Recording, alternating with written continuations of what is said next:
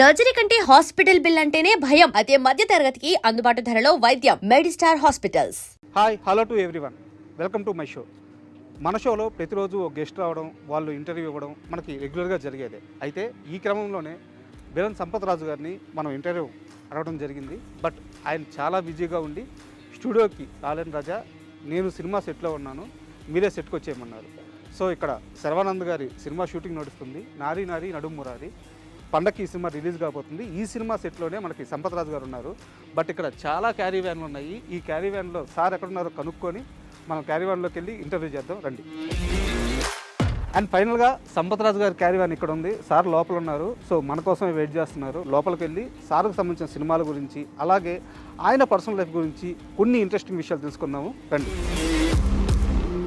Hi sir, నమస్తే. నమస్తే. నమస్తే సార్, కొంతమంది యాక్టర్స్ ఉంటారు. సో వాళ్ళు చాలా సినిమాలు చేస్తారు.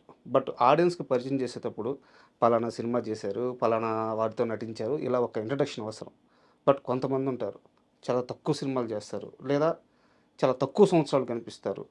ఆ ఇంపాక్ట్ మాత్రం చాలా స్ట్రాంగ్గా ఉంటుంది. సో మీరు ఇప్పుడు కంటిన్యూ అవుతున్నారు, బట్ మీ ఇంపాక్ట్ ఆల్రెడీ స్ట్రాంగ్గా ఉంది. నేను అందుకే మీకు ఎలాంటి గట్టి ఇంట్లో కానీ అట్లాంటివి ఏం చెప్పలేదు. Thank you. అంటే ఎలా సార్ అంటే ఒక ఆడియన్స్లో ఒక యాక్సెప్ట్నెస్ అనేది వస్తుంది. మా మనిషి, మాకు సంబంధించిన వ్యక్తి, ఆ రిలేటబుల్ థింగ్ అనేది మీకు చాలా త్వరగా వచ్చేసింది. మామూలుగా ఎవరైనా ఇండస్ట్రీకి వచ్చిన తర్వాత పెద్ద స్టార్ సినిమాలో కనిపించాలి అని చెప్పి పరితపిస్తుంటారు. ఒక 3 ఏళ్ళకో 4 ఏళ్ళకో అదృష్టం బాగుంటే పెద్ద హీరోల సినిమాల్లో నటిస్తారు. బట్ మీ ఫస్ట్ మూవీ దమ్ము తెలుగులో, తర్వాత పంజా, తర్వాత మిర్చి, అంటే తెలుగులో బిగ్ స్టార్స్ ముగ్గురుతో ఫస్ట్ 3 సినిమాలు చేశారు. ఎలా పాసిబుల్ అయింది? అది నాకు తెలిసి అది రాసి ఉంటుంది అనుకుంటా నాకు. సో దమ్ వచ్చి నేను కన్ఫర్మ్ చేసేటప్పుడు నాకు అది జూనియర్ ఎన్టీఆర్ సినిమా అని తెలియదు. ఎందుకంటే హీరో పేరు నేను అడగలే, వాళ్ళు చెప్పలే. ఓకే. బట్ నేను సరే కథ వింటానని చెప్పిన తర్వాత నేను జస్ట్ క్యారెక్టర్ విన్నాను. బోయపాటి గారు మాట్లాడారు నాతో. మాట్లాడిన తర్వాత బ్రీఫ్ ఇచ్చి ఇలా ఉంది సంపత్, మీరు చేయండి, బాగుంటుంది అని చెప్పారు. నేను తర్వాత అడిగాను హీరో ఎవరంటే మన జూనియర్ ఎన్టీఆర్ గారు అన్నారు. నేను అప్పుడు అనుకున్నా సరే ఇది ఇంత సింపుల్ గా చెప్పేశారు ఆయన యాక్చువల్లీ. బట్ నాకు తెలుసు అది జూనియర్ ఎన్టీఆర్ సినిమా అంటే రీచ్, మళ్ళీ దాని ఒక స్కేల్ ఎలా ఉంటుంది. నేను ఎప్పుడు ఆ సినిమా స్టార్ట్ చేశాను, ఆ స్కేలు మళ్ళీ ఆ రేంజ్ చూసాను first day it self. So అప్పుడే తెలుసు నాకు ఇది ఒక మంచి సినిమా అండ్ డెఫినెట్ గా ఒక మాస్ సినిమా ఉంటుందని. అండ్ తర్వాత ఆ సినిమా అయిన తర్వాత నేను పంజా చేసేటప్పుడు నాకు విష్ణువర్ధన్ డైరెక్టర్ తెలుసు. కన్నడ మూవీస్ వల్ల విష్ణువర్ధన్ వచ్చి మన చెన్నై నుంచి తెలుసు నాకు. సో విష్ణువర్ధన్ డైరెక్టర్ చెప్తున్నా. సో అతను వచ్చి నాకు ఏం చెప్పారంటే ఇది ఒక డిఫరెంట్ అయిన ఒక సినిమా ట్రై చేస్తున్నా, అటెంప్ట్ చేస్తున్నాను నేను. అండ్ నువ్వు చేయాలంటే నేను ఫస్ట్ మళ్ళీ అదే అడిగింది, ఎవరు హీరో అంటే పవన్ కళ్యాణ్. సరే ఓకే రెడీ చేద్దాం. బట్ నాకు తెలిసి నాకు రికగ్నిషన్ వచ్చింది మిర్చి తర్వాత. ఎందుకంటే మిర్చి ఒక full length role and extraordinary impact అయ్యే ఒక క్యారెక్టర్ అది. అండ్ నాకు తెలిసి ఈక్వల్ స్క్రీన్ స్పేస్ కాకుండా ఈక్వల్ వెయిటేజ్ క్యారెక్టర్కి ఉన్న ఒక విలన్ ఉంటే యూజువలీ సినిమాకి అది ఒక పెద్ద బలం ఉంటుంది అండ్ ఒక పెద్ద ప్లస్ ఉంటుంది. అది నాకు దొరికి నేను అది చేశాను. అది ఇప్పుడు దాకా మీరు ఇంటర్వ్యూ చేసేదాకా ఇప్పుడు ఈ రోజు షూటింగ్లో ఉన్నా. అంటే యాక్చువల్గా ఇప్పుడు షూటింగ్లో ఉన్నారని మీరు చెప్పారు కాబట్టి అడుగుతున్నాను. మీలాంటి ఒక పెద్ద నటుడు షూటింగ్ చేస్తున్నారంటే క్యారీ వ్యాన్లో కొంచెం మంచి ఆ లెవెల్ మెయింటైన్ చేస్తూ ఏసీ రూమ్లో హ్యాపీగా ఉంటారు. మేము వచ్చేలేకే ఒక లుంగి కట్టుకొని, ఒక బనీని వేసుకొని, అచ్చ తెలుగు చెన్నై కాస్ట్యూమ్స్లో అది నేను రిలాక్స్ ఎలా అవుతాను మళ్ళీ. మన ఇంట్లో ఎలా ఉంటాం అలాగే రిలాక్స్ అవ్వచ్చుగా. నేను ఇంట్లో ఇంకా షార్ట్స్ వేసుకొని మీరు నన్ను ఇంట్లో వచ్చి ఇంటర్వ్యూ చేస్తుంటే నేను యాక్చువల్ నా ఇంటిని శుభ్రంగా కడిగి ఇదన్నీ నేనే చేసేసుకుంటా. వంట కూడా చేసుకుంటా. సార్ అంటే మీరు ఇందాక సినిమాలు చెప్పారు సార్, వాటి గురించి ప్రస్తావనకు వస్తాను. దానికంటే ముందు మీ కెరీర్ విషయానికి వస్తే, మీ ఫ్యామిలీ బ్యాక్గ్రౌండ్లో ఎవరు కూడా సినిమాలకు సంబంధించిన వాళ్ళు లేరు అని చాలా ఇంటర్వ్యూలో చెప్పారు. మీ అమ్మగారు చాలా అపోజ్ చేసేవాళ్ళు అని చెప్పేసి, అవన్నీ ఓకే. అంటే ఒక ట్రిగర్ పాయింట్ ఎక్కడో ఉంటుంది కదా సార్, ఖచ్చితంగా సినిమాకి వెళ్ళాలి, సినిమాల్లో నటించాలని. ఒక సినిమా చూసినప్పుడు, ఒక హీరోని చూసినప్పుడు, ఒక ఆర్టిస్ట్ని చూసినప్పుడు ఆ ట్రిగర్ పాయింట్ మైండ్లో పడుద్ది. సంపత్ రాజుకి ఆ పాయింట్ ఎప్పుడు, ఏ వయసులో, ఎలా పడింది నాకు తెలిసి నాకు చాలా క్లియర్‌గా ఉంది ఆ ట్రిగ్గర్ పాయింట్ యాక్చువల్ నా మైండ్‌లో. సార్? ఆహ్, ఆ ట్రిగ్గర్ పాయింట్ వచ్చి ఒక సినిమా 'దీవార్' అని, అమితాబ్ బచ్చన్ సినిమా 'దీవార్' అని. హ్మ్. అండ్ అక్కడ ఒక ఎక్స్ట్రార్డినరీ ఒక సీన్ ఉంటుంది. చాలా చాలా హిట్ అయిన ఒక సినిమా ఆఫ్ కోర్స్ అందరికి తెలుసు. అవునవును. అండ్ ఒక పర్టిక్యులర్ సీన్ బ్రదర్స్ మధ్య జరుగుతుంది. శశి కపూర్ మళ్ళీ అమితాబ్ బచ్చన్ అక్కడ ఒక కాన్ఫ్రంటేషన్ జరుగుతుంది. ఆ కాన్ఫ్రంటేషన్ టైంలో నీకెక్కడో నాకు వచ్చి ఒక ఒక స్పార్క్ అయింది నా లోపల. మేబీ ఆ ఇంపాక్ట్ ఆయన ఇచ్చారు నాకు.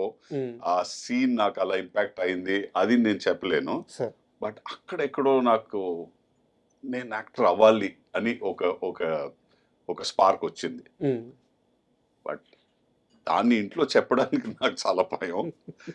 ఎందుకంటే మా నాన్న ఓకే. బట్ మా అమ్మ వచ్చి అస్సలు ఒప్పుకోదని తెలుసు నాకు. హ్మ్. సో, ఆ స్పార్క్‌ని అలాగే లోపలే పెట్టుకొని హ్మ్.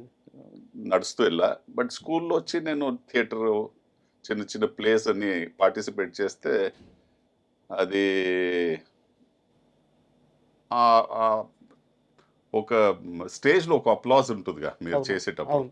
అది మీకింకా ఒక ఒక ఒక బూస్టప్ ఇస్తుంది. బూస్ట్ ఇస్తుంది. హ్మ్. సో, అలాంటి ఒక దీంట్లో నేను అప్పుడు ష్యూర్ అయ్యాను. సరే, నేను కెరియర్ చూస్ చేసుకుంటే ఇది చేసుకుంటానని. సార్. బట్ నేను అది కెరియర్‌గా చూస్ చేసుకోలే అప్పుడు. హ్మ్. నేను అడ్వర్టైజింగ్ లోపల వెళ్ళిపోయాను. దాంట్లో ఒక 13, 14 ఇయర్స్ దాంట్లో పని చేసిన తర్వాత ఒకరోజు సినిమా వచ్చింది. ఇప్పుడు కళామ తల్లి అంటారు సార్. అంటే ఏ ఇండస్ట్రీ అయినా ఆ కళ ఒక మంచి నటుడిని వదిలిపెట్టదు. మీరు ఎటు వెళ్ళిపోయినా సరే లాగద్ది. తీసుకొచ్చుకుంటది. ఉండొచ్చు. ఆ అమ్మ అంటే ఒక తల్లి బిడ్డనెట్టయితే హక్కును చేర్చుకుంటదో, ఇంత గొప్ప నటుడిని ఏ ఇండస్ట్రీ గాని, సినిమా వదులుకోలేదు కదా! మీరు అలాగే మళ్ళీ తిరిగొచ్చారు. Thank you. Thank you. Thank you. Hmm. And మామూలుగా ఎవరైనా 10థ్ క్లాస్ పాస్ అయ్యారనుకోండి పిల్లలు, సైకిల్ కొనిస్తారు. లేకుంటే వాడికి ఏదైనా సినిమాకి తీసుకెళ్తారు. మంచి ఫుడ్ కొనిస్తారు. మీ ఫాదర్ ఏంది బీర్ పోపిచ్చారంట? ఎందుకంటే ఇప్పుడు అందరూ చేసేదేగా టీనేజ్‌లో కాలేజ్ ఎళ్తే ఫస్ట్ నేర్చుకున్నదే ఇలాంటిదే. హ్మ్. ఫ్రెండ్స్‌తో కలిసి. కొంచెంమంది ఉంటారు అది చేయరు హ్మ్. కాలేజెస్‌లో. బట్ ప్రిడామినెంట్‌లీ జనరల్‌గా చూస్తే పర్సెంటేజ్ ఇలాంటి సిగరెట్లు గాని, బియర్లు గాని ట్రై చేస్తారు. హ్మ్. మా నాన్నగారి లాజిక్ ఏముందంటే, "నువ్వు ఇది ఎలాగో చేస్తావు. నువ్వు దాన్ని బాధపడకుండా ఎక్కడో చోట్లో అలా దాచుకొని చేయాల్సిన నీకు ఇది అవసరం పడదు. హ్మ్. నేను నీకు ఆఫర్ చేస్తున్నా. హ్మ్. బట్ దీన్ని నువ్వు ఎలా కంట్రోల్‌లో చేస్తావు అది నీ మీద ఉంది. హ్మ్. నేను నీకు సలహాలు ఇవ్వచ్చు.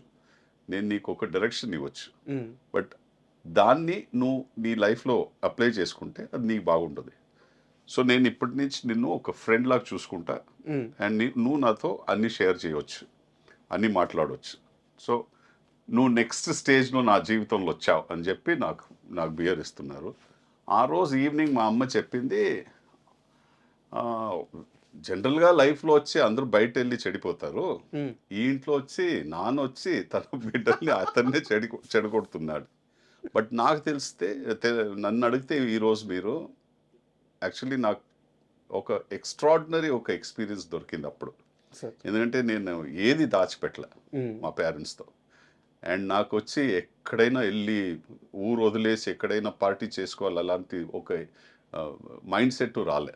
సార్. ఎందుకంటే నాకు ఫ్రీడమ్ అంత ఉండింది. హ్మ్. సో, నేను ఆ ఫ్రీడమ్‌ని ఎప్పుడూ మిస్‌యూజ్ చేయలే. హ్మ్. నేను ఆ సేమ్ ఫ్రీడమ్‌ని నా కూతురికిచ్చా. సూపర్. అంతే. అండ్ అది నేను నేర్చుకున్న పెద్ద ఒక లెసన్ లైఫ్‌లో. మీరు నేర్చుకున్నది కాదు. మీ నాన్నగారు నేర్పించింది అది. అదే. నేర్పించింది నేను అంటే నేర్చుకున్నా. అంత గొప్ప ఫాదర్ దొరకడం అదృష్టం కదా! అవును. 100%. అండ్ మీ ఫస్ట్ మూవీకొచ్చేసలేకే ఏదో కన్నడ సినిమాకి ఆడిషన్ ఇవ్వడానికి ఎళ్ళాను అని చెప్పారు. హ్మ్. అండ్ ఆ టైంలో అంటే మీరు ఇదివరకు ఒక ఇంటర్వ్యూలో చెప్పిందే నేను అడుగుతున్నాను. ఆ టైంలో డివోర్స్ కొంచెం అవును. ఇబ్బంది పడి కళ్ళంతా లోపలికి వెళ్ళిపోయి చాలా బాధపడుతున్నాను. వాళ్ళకి అలాంటి క్యారెక్టరే కావాల్సి వచ్చింది. నాకు ఛాన్స్ 13, వచ్చింది. 14 కేజీస్ తగ్గాను నేను అప్పుడు ఈ ప్రాసెస్లో. సో సో వాళ్ళు వెతుకుతున్న క్యారెక్టర్ అలాంటి క్యారెక్టర్ కావాల్సని వెతుకుతున్నారు వాళ్ళు. సార్ అంటే ఇక్కడ నా క్వశ్చన్ ఏంటంటే మీరు చాలా ఇంటర్వ్యూలో చెప్తూ మీ డివోర్స్ ప్రాసెస్ అనేది చాలా స్మూత్గా జరిగిపోయిందని చెప్పారనమాట. బట్ అలా వెయిట్ తగ్గిపోయి కళ్ళు లోపలికి వెళ్ళిపోయి ఫిజికల్గా అంత స్ట్రగుల్ అవుతున్నారు, మెంటల్గా కూడా స్ట్రగుల్ అవుతున్నారు. డివోర్స్ ఇష్యూ స్మూత్గా క్లోజ్ అయినప్పుడు మీరు దేనివల్ల అంతలా బాధపడ్డారు? నాకు అది వద్దని చెప్పి నేను దాన్ని నేను డివోర్స్ ఎలా హ్యాండిల్ చేయాలని తెలియకుండా నేను బాధపడింది. ఎందుకంటే ఇప్పుడు మీరు దాన్ని వెనక్కి చూస్తే నేను అంత ఒక స్ట్రెయిన్ తీసుకొని నాకు భయం ఏముందంటే నాకు ఒక కూతురు ఉంది, తనకు ఫ్యూచర్ ఏమవుద్ది, తన ఇప్పుడు 15-20 సంవత్సరాల తర్వాత అడిగే క్వశ్చన్స్కి ఎలా నేను దానికి ఆన్సర్స్ ఇస్తానని ఒక బాధ అప్పుడు ఉండింది. సార్ బట్ లేటర్ స్టేజెస్ అందుకే నేను అంత దాన్ని చాలా పర్సనల్గా తీసుకున్నా. అంత పర్సనల్గా తీసుకోవడానికి నాకు తెలిసి ఈరోజు మీరు అడిగితే అది అంత పర్సనల్గా తీసుకోవడానికి ఏంటి పెద్ద గొప్ప విషయం కాదు. ఓకే. ఎస్ మనకి మన సపరేషన్ వచ్చి ఇద్దరు మనకి ఒకరికొకరు నచ్చలేదని లేదు. మన 2 డిఫరెంట్ పీపుల్. మనకి మన డే టు డే లైఫ్లో ఎన్నో ఒక సిచ్యువేషన్స్లో మనం కలిసి ఆలోచిస్తే ప్రాక్టికల్గా మనం వెళ్ళలేము. అప్పుడు ద బెస్ట్ సొల్యూషన్ ఇస్ మీరు మీ లైఫ్ని డైరెక్ట్ మీరు ఎలా కావాలో అలా వెళ్ళడం, అలా వెళ్ళిపోతే బెటర్. అది నేను ఈరోజు అందరికి చెప్తా. ఎందుకంటే నేను చెప్పేది మీరందరూ డివోర్స్ తీసుకోవాలని చెప్పట్లేదు. బట్ నేను ఏం చెప్పేదంటే త్వరగా చిన్న వయసులో పెళ్లి చేసుకోకండి అని చెప్తా. ఎందుకంటే మెచ్యూరిటీ ఉండదు. ఇంకోటి అంటే మీరు ఎప్పుడు 30-35 సంవత్సరాలు వస్తారో మీ థాట్ ప్రాసెస్ 20 సంవత్సరాలు ఉన్నప్పుడు 35 సంవత్సరాలు కాదు 30 సంవత్సరాలు ఉన్నది thought process మారుంటుంది, me outlook మారుంటుంది.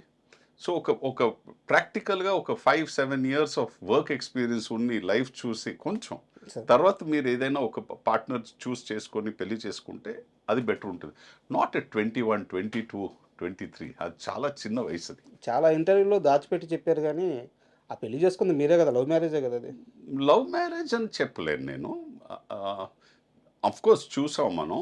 And మా బ్రదర్ ఆఫీస్లో పనిచేసే అమ్మ అండ్ వాళ్ళు ఫార్మల్గా నేను ఇమీడియట్గా చెప్పాను, ఇది మనం పెళ్లి చేసుకోవాలంటే ఇమీడియట్గా మీ మదర్ ఫాదర్ని నేను కలుస్తాను, మా అమ్మ నాన్నని వచ్చి మీరు కలవండి అని చెప్పి ఫార్మల్గా చేసాం. ఎందుకంటే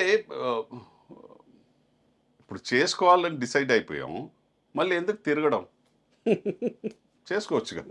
అదే ప్రాక్టికల్గా చేసేది. బట్ నేను కొంచెం పొరపాటు పట్టాను, కొంచెం అర్లీ చేసేసుకున్నాను. And don't forget to subscribe to iDream. And for more videos, Please subscribe to iDream. Please subscribe to iDream. Please subscribe iDream. And please subscribe to iDream. For more videos, subscribe to iDream. please like, share and subscribe to the channel. Congratulations, iDream. Subscribe to iDream. Subscribe to iDream. So subscribe to iDream Media. iDream team అందరికి huge congratulations. Please subscribe iDream Media. Please subscribe to iDream. Subscribe iDream. Please subscribe to iDream. iDream అంటే నా కళల ఛానల్ను subscribe చేసుకున్న నోరు తిరుగుతలేదు, మీరైతే గంట గుర్తు కొట్టండి. For more such videos, please subscribe to iDream. Subscribe to iDream. Please subscribe to iDream. Please subscribe iDream Media. Please do subscribe to iDream. Please subscribe to iDream Media. For best entertainment and information, please subscribe iDream.